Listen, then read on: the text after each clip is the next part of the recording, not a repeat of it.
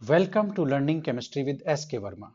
Dear students, organic chemistry में आज हम लोग बात करने जा रहे हैं यूवी विजिबल स्पेक्ट्रोस्कोपी।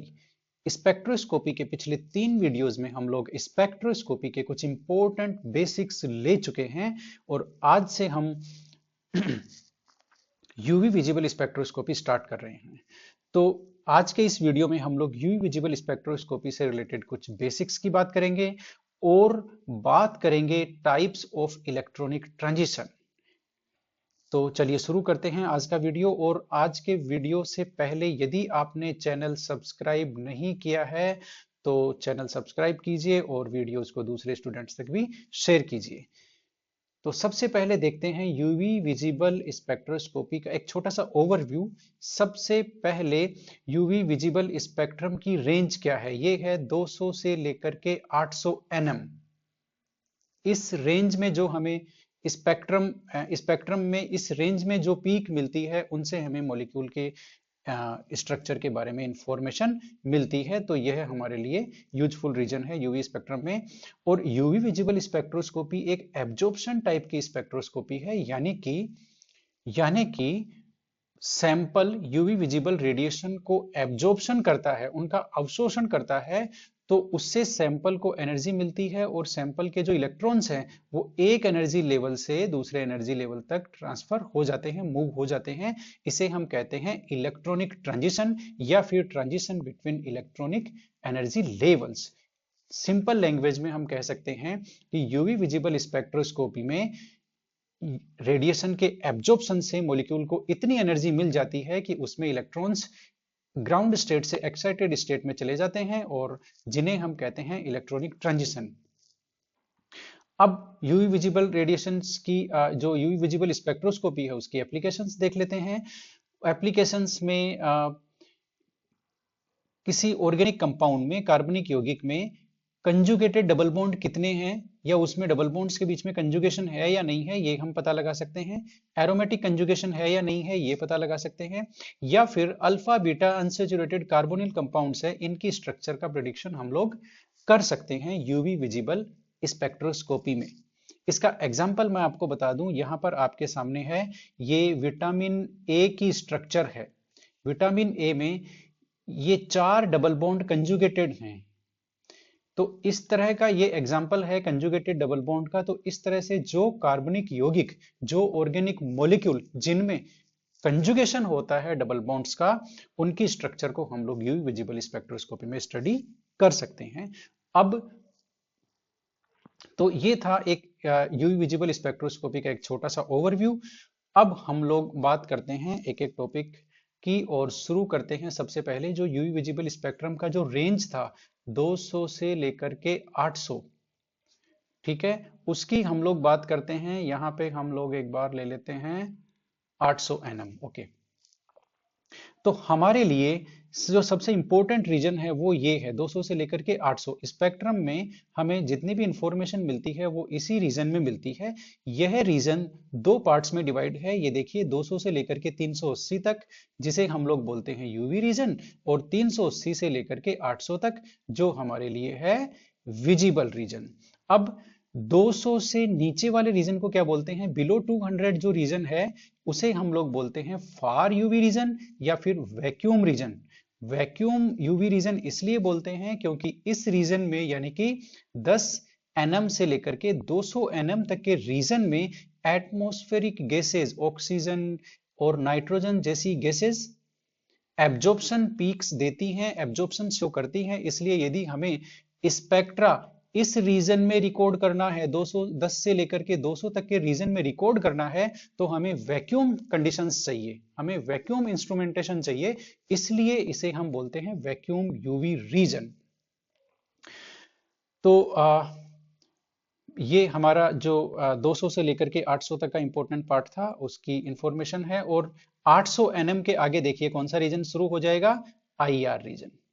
तो अब हम बात करते हैं टाइप ऑफ इलेक्ट्रॉनिक ट्रांजिशन की।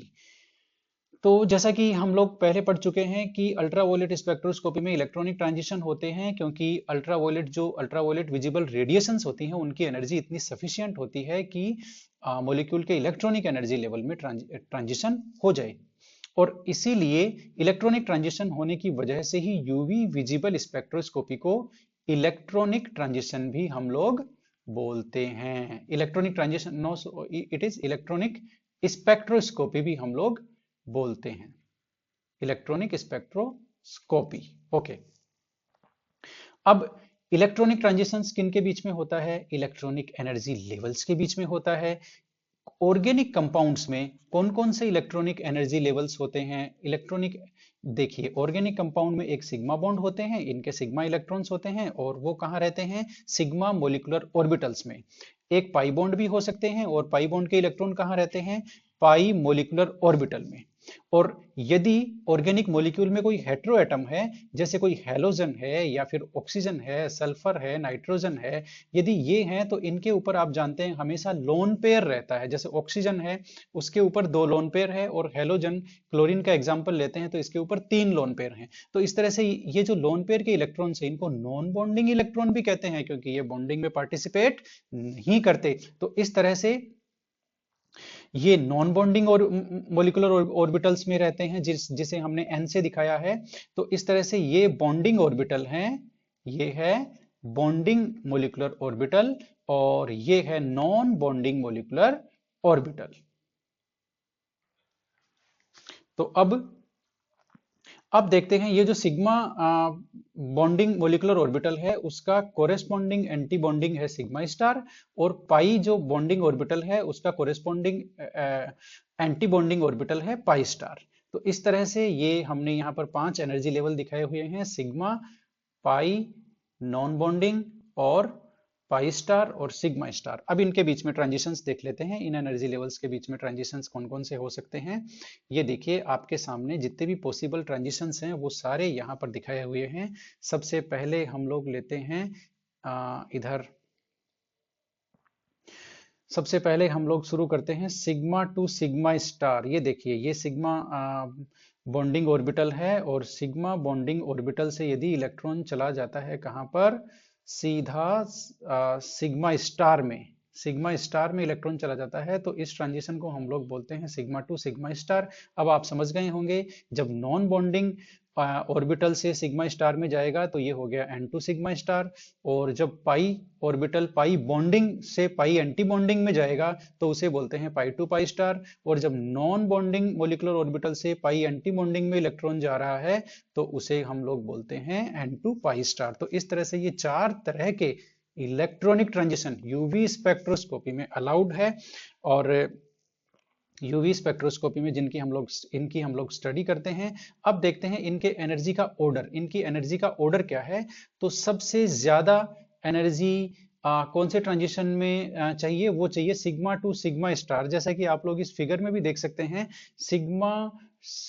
To sigma to sigma star जो मोलिकुलर ऑर्बिटल है, इनके बीच में एनर्जी गैप सबसे ज्यादा है। तो ये जो इलेक्ट्रॉनिक ट्रांजिशन है इसके लिए एनर्जी सबसे ज्यादा चाहिए, तो इसलिए एनर्जी का जो ऑर्डर है उसमें सबसे ज्यादा एनर्जी चाहिए हमें सिग्मा टू सिग्मा स्टार, उसके बाद में n2 सिग्मा स्टार। अब आप समझ गए होंगे, जो ऊपर डायग्राम है उसी से ये जो ऑर्डर है वो आ रहा है। उसके बाद उससे कम एनर्जी चाहिए पाई टू पाई स्टार, और सबसे कम एनर्जी चाहिए n2 पाई स्टार, जो हम इस डायग्राम में देख करके समझ सकते हैं। n2 पाई स्टार ट्रांजिशन ये रहा, ये देखिए सबसे कम एनर्जी चाहिए, n सबसे हाईएस्ट एनर्जी का ऑर्बिटल है बॉन्डिंग में, बॉन्डिंग में नहीं, बॉन्डिंग के बाद में, और पाई जो है वो सबसे लोएस्ट एंटी बॉन्डिंग ऑर्बिटल है, इसलिए ये जो एनर्जी डिफरेंस है ये सबसे कम है एन से लेके पाई तक का, इसलिए यह सबसे कम एनर्जी का ट्रांसफर है।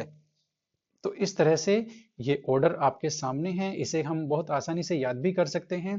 पहले दोनों सिग्मा के हैं, सिग्मा टू सिग्मा स्टार, और n2 सिग्मा स्टार, फिर पाई के हैं, पाई टू पाई स्टार और n2 पाई स्टार।